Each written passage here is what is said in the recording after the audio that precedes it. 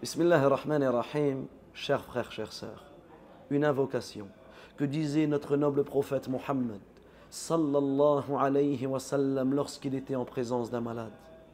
Allahumma rabban nas, ô Allah, Seigneur des gens, mudhib al-ba's, toi qui fais partir le mal, ishfi anta shafi, guéris car tu es le guérisseur. La shifa'a illa shifa'uk, il n'y a aucune guérison en dehors de la tienne. Shifa'an la yughadiru saqama, une guérison qui ne laissera aucune trace de la maladie.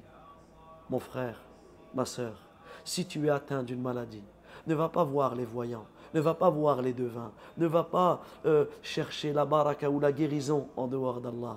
Ne mets pas un talisman, ekteb ou toutes ces choses-là que les gens malheureusement font dans certaines cultures qui font partie du shirk.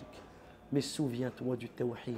La plus grande des guérisons, c'est le tawhid. La plus grande des maladies, c'est le shirk. Le plus grand des poisons, c'est quoi? C'est d'empoisonner notre cœur par ces shirkiyat, par ce polythéisme, par le fait de s'attacher, de s'accrocher à autre qu'Allah. Et celui qui s'accroche à autre qu'Allah, Allah tabaraka wa ta'ala le laissera à ce qu'il s'est attaché. Tu es malade, tu es atteint d'un cancer, tu es atteint d'une tumeur, tu es atteint d'une grave maladie, d'une maladie irrévocable, incurable. Ne désespère pas. Sache que cette maladie est un bienfait, c'est une purification de tes péchés. Sache que cette maladie doit te rappeler l'au-delà. Subhanallah. Un jour, j'avais la possibilité de traduire certains textes pour un savant de Médine. Et j'étais malade. Cette période-là, j'avais attrapé le Covid. Et lorsque j'ai attrapé le Covid, j'étais dans un état de fatigue extrême. On connaît le Covid et vous savez un petit peu la situation de la personne qui l'avait. Et le cheikh, il m'envoie un message. Il me pose la question, il me dit, ça fait un moment que je n'ai pas reçu de tes traductions, ça fait un moment que je n'ai pas reçu tes nouvelles. Je lui dis, je m'excuse, je suis malade. Et il m'a dit, mon frère, toi tu n'as pas compris la maladie. Je dis, pourquoi? Il me dit, la maladie, elle doit te rappeler que la mort arrive. Et le fait de savoir que la mort arrive, que la mort te guette, cela doit te faire prendre conscience de multiplier les bonnes actions. Et le fait de traduire et le fait de transmettre la science, la propagation de la science, fait partie des plus belles des actions. Il m'a dit alors que ta maladie soit une cause de faire un maximum de bonnes actions. Souvenons-nous de ce point. Souvenons-nous que la maladie, c'est un rappel. Combien de nos frères, combien de nos sœurs se sont repentis par la cause de leur maladie.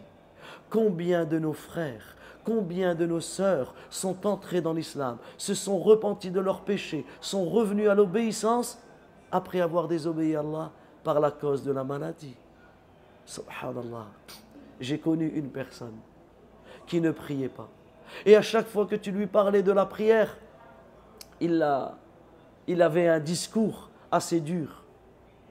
Jusqu'à ce qu'Allah tabaraka wa ta'ala lui a envoyé le cancer. Et ce cancer-là, ça lui a mis une grande leçon, une grande exhortation. Et il a pris l'engagement auprès d'Allah tabaraka wa ta'ala de commencer sa prière et de se repentir. Il a prié. Jusqu'à aujourd'hui, cette personne, walillahi alhamd, a été guérie de son cancer. Jusqu'à aujourd'hui, cette personne ne lâche pas une prière. Il y a encore quelques temps, j'étais avec, on faisait des travaux, c'était l'heure de la prière. C'est cette personne qui m'a arrêté et qui m'a conseillé et ordonné même d'aller accomplir la prière.